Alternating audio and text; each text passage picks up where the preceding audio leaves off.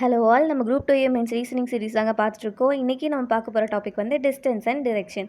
Already நம்ம இதில் type 1 type 2 வந்து கம்ப்ளீட் பண்ணியாச்சுங்க. இன்றைக்கி நம்ம அட்வான்ஸ் சம்ஸ் இருக்கும்ல, அது எல்லாமே நான் வந்துட்டு பார்க்கலாம். ஸோ நீங்கள் அந்த டைப் 1 டைப் 2லாம் பார்க்கலன்னா அதுதாங்க பேசிக். அதை ஒன்ஸ் பார்த்துட்டு வாங்க, அப்போ தான் இது நமக்கு ரொம்பவே ஈஸியாக இருக்கும் சால்வ் பண்ண. இப்போ ப்ராப்ளம் பார்ப்போமா? First question பார்ப்போமா? Question பாருங்க. 2 buses starts from the opposite point of a main road 150 km apart. The first bus runs for 25 km, takes the right turn and then runs for 15 km. It then turns left and runs for another 25 km and takes the direction back to reach the main road.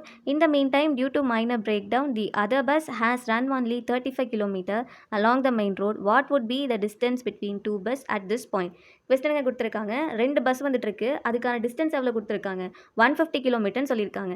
So இப்போது bus 1 வந்து எக்ஸ்ன்னு வச்சுக்கலாம். தென் இன்னொரு பஸ்ஸை வந்து நம்ம ஒய்ன்னு வச்சுக்கலாங்க. அதோட ஸ்டார்டிங் பாயிண்ட் இங்கே வந்து ஏன்னு வச்சுப்போமா? தென் இந்த பஸ் ஒய் வந்து பி அப்படின்ற பாயிண்ட் ஸ்டார்ட் ஆகுதுன்னு வச்சுப்போமா? ஸோ இதுக்கான டிஸ்டன்ஸ் தான் என்ன சொல்லியிருக்காங்க? 150 அப்படின்னு சொல்லியிருக்காங்க. இது கிளியராக இருக்குல்ல? ஸோ டிஸ்டன்ஸ் எவ்வளோ? 150 கிலோமீட்டர். தென் அடுத்து என்ன சொல்லியிருக்காங்க? The first bus runs for 25 kilometre and takes a right turn. இந்த ஃபர்ஸ்ட் பஸ், அதாவது ஏ அப்படின்ற பஸ் இருக்குல்லங்க, இது 25 கிலோமீட்டர். இப்போது இது 25 கிலோமீட்டர்னு வச்சுக்கலாம். ட்ராவல் பண்ணதுக்கப்புறமா நமக்கு ரைட் டர்ன் எடுக்குது. ஸோ இந்த மாதிரி ஈஸ்ட் சைடில் ட்ராவல் பண்ணிருக்கீங்க. இப்போ ரைட் டர்ன் எடுத்திங்கன்னா உங்களுக்கு எந்த சைடுங்க ரைட் வரும்? இது தானே ரைட்டாக இருக்கும். ஸோ இப்போது ரைட் டர்ன் எடுத்து எவ்வளோ கிலோமீட்டர் ட்ராவல் பண்ணுது? 15 கிலோமீட்டர் ட்ராவல் பண்ணுதா? அப்போது இங்கேருந்து ரைட் டர்னாக நமக்கு இந்த சைடு இருக்கும். ஸோ 15 கிலோமீட்டர் ட்ராவல் பண்ணுது. அடுத்து என்ன சொல்லியிருக்காங்க? It then turns left and runs for another 25 kilometre.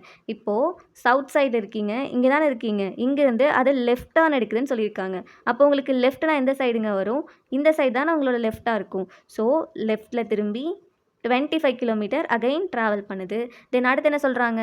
It takes the direction back to reach the main road. So நமக்கு மெயின் ரோட்னா இதுதான் அந்த மெயின் ரோட். இப்போ என்ன ஆயிடுச்சு? மெயின் ரோடுக்கு ரீச் ஆயிடுச்சு. இப்போது இந்த டிஸ்டன்ஸ் தானேங்க நமக்கு இந்த இடத்துலையுமே இருந்திருக்கும். இப்போது இங்கே வந்து 15னா நமக்கு இங்கேயுமே 15 தான் இருந்திருக்கும். கிளியராக இருக்கா? இப்போ இதுக்கெல்லாம் நம்ம பாயிண்ட்ஸ் கொடுப்போமா? இப்போது ஏ அப்படின்ற பாயிண்ட் வச்சுக்கிட்டோம். இது வந்து பி அப்படின்ற பாயிண்ட் வச்சாச்சு. இப்போ அடுத்தது இதுக்கெலாம் நம்ம பி, கியூ, ஆர், எஸ் இந்த மாதிரி பாயிண்ட் கொடுத்துருவோமா? தென் அடுத்து என்ன சொல்லியிருக்காங்க? The other bus has run only 35 kilometre along the main road. இது நமக்கு 35 கிலோமீட்டர் தான் ட்ராவல் பண்ணியிருக்கு. ஸோ அப்போது இங்கேருந்து இது வரைக்கும் எடுத்துக்கலாமா? இதுதான் 35 கிலோமீட்டர். இவ்வளோ தான் நமக்கு வந்து ட்ராவல் பண்ணியிருக்கு இந்த பஸ். இப்போ நமக்கு கொஸ்டின் என்ன கேட்டிருக்காங்கன்னா, what would be the distance between 2 buses at this point? இப்போது எக்ஸ் அப்படின்ற பஸ் வந்து நமக்கு இந்த பாயிண்ட்டில் இருக்குங்க. தென் ஒய் அப்படின்ற பஸ் எங்கே இருக்குது? இந்த பாயிண்ட் இருக்குது. இந்த பாயிண்ட்டை நம்ம டீன்னு வச்சுப்போமா? இப்போது நமக்கு கொஸ்டின் என்ன கேட்டிருக்காங்க? இந்த டிஸ்டன்ஸ் இருக்குல்ல, எஸ் அப்படின்ற பாயிண்ட்டுக்கும் டி அப்படின்ற பாயிண்ட்டுக்கும் இருக்க டிஸ்டன்ஸ் இருக்குல்ல, இதுதான் நமக்கு கேட்டிருக்க கொஸ்டின். இது எப்படிங்க நம்ம ஃபைண்ட் அவுட் பண்ணலாம்? இப்போது ஏ இந்த பாயிண்ட்லேருந்து எடுத்துக்கோங்க. இங்கேருந்து இந்த பாயிண்ட் பி வரைக்கும் 25 கிலோமீட்டர் ட்ராவல் பண்ணியிருக்கா? அப்போ பியிலேருந்து எஸ் வரைக்கும் எவ்வளோ கிலோமீட்டருங்க ட்ராவல் பண்ணியிருக்கோம்? இங்கே நமக்கு 25 தானே இருக்குது. ஸோ ஆப்வியஸாக மேலேயுமே நமக்கு என்ன தான் இருந்திருக்கணும்? 25 தானே இருந்திருக்கணும். ஸோ டோட்டலாக ஏ அப்படின்ற பாயிண்ட்லேருந்து எஸ் அப்படின்ற பாயிண்ட் வரைக்கும் 50 கிலோமீட்டர் ட்ராவல் பண்ணியிருக்குங்க. இது ஓகேவா? தென் அடுத்து என்ன சொல்லியிருக்காங்க? இந்த பஸ் ஒய்யை பற்றி பாருங்கள். இது 35 கிலோமீட்டர் ட்ராவல் பண்ணியிருக்கா? ஸோ இது ட்ராவல் பண்ண கிலோமீட்டர் என்னது? 35. ரெண்டு ஆட் பண்ண என்னங்க வரும்? 50 + 35 85 வந்துட்டு வருமா? இது கிளியராக இருக்குல்ல? நமக்கு கேட்டிருக்க கொஸ்டின் என்னது? எவ்வளோ டிஸ்டன்ஸ்ன்னு தான் கேட்டிருக்காங்க. இப்போது டோட்டல் டிஸ்டன்ஸ்லேருந்து இந்த 85 நம்ம மைனஸ் பண்ணோன்னா பேலன்ஸ் இருக்க இந்த டிஸ்டன்ஸ் நமக்கு தெரிஞ்சிடும்ல? கிளியராக இருக்கா? இப்போது 150லேருந்து 85 மைனஸ் பண்ணுங்கள். 10. இங்கே நமக்கு 5 இருக்குமா? தென் இங்கே 14 இருந்திருக்குமா? ஸோ பேலன்ஸ் இங்கே என்ன இருந்திருக்கும்? 6 தானே இருந்திருக்கும். So 65 kilometre. இதுக்கு ஆன்சர் என்னங்க? Option A. கிளியராக இருக்கா? நம்ம என்ன பண்ணியிருக்கோம்? பஸ் எக்ஸ் அப்படின்னு ஒரு பஸ் எடுத்துக்கிட்டோம். தென் பஸ் ஒய் அப்படின்னு இன்னொரு பஸ் எடுத்துக்கிட்டோம். ஏ அப்படின்ற பாயிண்ட்லேருந்து பஸ் எக்ஸும் பி அப்படின்ற பாயிண்ட்லேருந்து பஸ் ஒய்யும் ஸ்டார்ட் ஆகுது. பஸ் எக்ஸ் வந்து நமக்கு 25 கிலோமீட்டர் ட்ராவல் பண்ணதுக்கப்புறமா ரைட்டில் நமக்கு ஒரு 15 கிலோமீட்டர் ட்ராவல் பண்ணுது. அண்ட் தென் லெஃப்ட்டில் 25 அகைன் மெயின் ரோடுக்கு 15 கிலோமீட்டர் ட்ராவல் பண்ணி வந்தாச்சு. டோட்டலாக நமக்கு இந்த ஏலேருந்து எஸ் வரைக்கும் அந்த மெயின் ரோட்டில் அந்த பஸ் எவ்வளோ ட்ராவல் பண்ணியிருக்கு? 50 கிலோமீட்டர் ட்ராவல் பண்ணியிருக்கு. நமக்கு இந்த ரைட்டு லெஃப்ட்டு இதெல்லாம் நமக்கு தேவையில்லைங்க. மெயின் ரோட்டில் எவ்வளோ ட்ராவல் பண்ணியிருக்கு அது தெரிஞ்சால் போதும். தென் பஸ் பியை பற்றி என்ன சொல்லியிருந்திருக்காங்க? 35 கிலோமீட்டர் ட்ராவல் பண்ணியிருக்கு. பின்ற பாயிண்ட்லேருந்து பஸ் ஒய் வந்து நமக்கு 35 கிலோமீட்டர் ட்ராவல் பண்ணியிருக்கு. இப்போது நமக்கு டிஸ்டன்ஸ் தானே கேட்டிருக்காங்க. ஸோ டிஸ்டன்ஸ் வேணும் அப்படின்னா ரெண்டையும் ஆட் பண்ணி டோட்டலாக 150 கிலோமீட்டரா? அதில் நம்ம மைனஸ் பண்ணோன்னா இன்னும் நமக்கு அவங்க 2 பஸ்ஸுக்கும் இருக்க டிஸ்டன்ஸ் என்னதுன்னு தெரிஞ்சிடும்ல?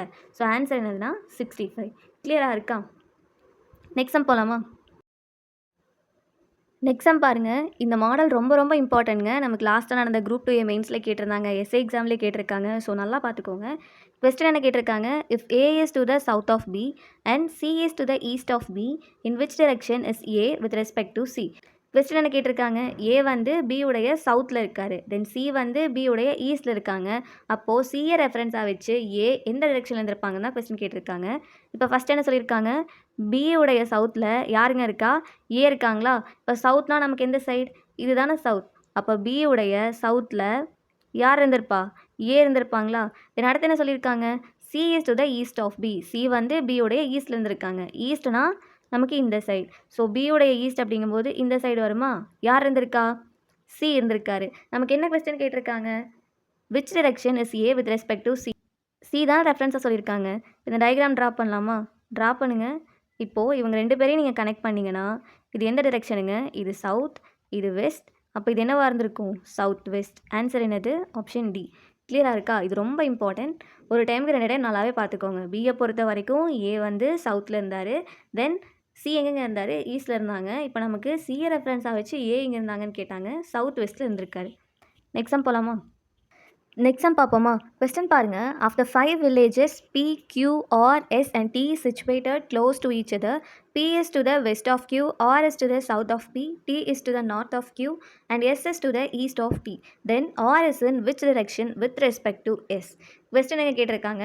டோட்டலாக 5 villages வந்து கொடுத்துருக்காங்க. P, Q, R, S, Tன்னு. இது எல்லாமே நமக்கு க்ளோஸாக தான் இருக்குது. இப்போ ஃபர்ஸ்ட் நமக்கு என்ன சொல்கிறாங்க? P is to the west of Q. P வந்து Q உடைய வெஸ்ட்டில் இருக்குன்னு சொல்கிறாங்க. இப்போ ட்ரா பண்ணுவோமா? இப்போது Q வந்து இங்கே இருக்கட்டும்.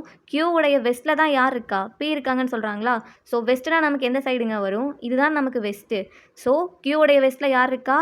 P இருக்காங்க. Q உடைய வெஸ்ட்டில் P. ஓகேவா? தென் அடுத்து R is to the south of P. R எங்கெங்க இருக்காங்க? P உடைய சவுத்தில் இருக்காங்க. ஸோ நமக்கு எது சவுத்? இதுதானே south. So R is to the south of P அப்படின்னா P உடைய சவுத் அப்படின்னா இந்த இடத்துல. கிளியராக இருக்கா? அடுத்து என்ன சொல்லியிருக்காங்க? T is to the north of Q. T வந்து Q உடைய நார்த்தில் இருக்காங்கன்னு சொல்லியிருக்காங்க. நார்த்னா நமக்கு இந்த சைடு, Q வந்து இங்கே இருக்காங்க. ஸோ இவங்களுடைய நார்த்னா நமக்கு இந்த டிரெக்ஷனில் இருக்குமா? இங்கே யார் இருக்கா? T இருக்காங்க. அடுத்து என்ன சொல்கிறாங்க? And S is to the east of T. S வந்து T உடைய ஈஸ்டில் இருக்காங்க. ஸோ T இங்கே இருக்காங்க. இவங்களுடைய ஈஸ்ட்னா எந்த சைடுங்க வரும்? இதுதானே ஈஸ்ட்டு. ஸோ T உடைய ஈஸ்ட்டில் யார் இருக்கா? S வந்துட்டு இருக்காங்க. இப்போ நமக்கு என்ன கொஸ்டின் கேட்டிருக்காங்க? R is in which direction with respect to S? So எஸ்ஸை ரெஃபரன்ஸ் பாயிண்ட்டாக எடுத்துட்டோன்னா R வந்து அவங்களுக்கு எந்த டிரெக்ஷன் இருக்காங்கன்னு கேட்டிருக்காங்க. S வந்து நமக்கு இங்கே இருக்காங்களா? இப்போது இவங்களை ரெஃபரன்ஸ் பாயிண்ட்டாக எடுக்கலாமா? R வந்து இங்கே இருக்காங்க. இப்போ ட்ரா பண்ணுங்கள். இங்கே தானே இருக்காங்க. கிளியராக இருக்கா? அப்போது இது வந்து நமக்கு சவுத்துங்க, இது வந்து நமக்கு வெஸ்ட்டு. அப்போது இது என்னவாக இருக்கும்? சவுத் வெஸ்ட்டாக தானே இருந்திருக்கும். கிளியராக இருக்கா? அப்போ ஆப்ஷன் சி தான் ஆன்சர். நெக்ஸ்ட் கொஸ்டின் பாருங்கள். A, B, C and D are playing cards. A and B are partners. D faces towards north. If A faces towards west, then who faces towards south? இது ரொம்பவே ஈஸியான சம்ங்க. A, B, C, D 4 பேருமே cards வந்து play பண்ணிருக்காங்க. தென் யார் வந்து partner சொல்கிறாங்க?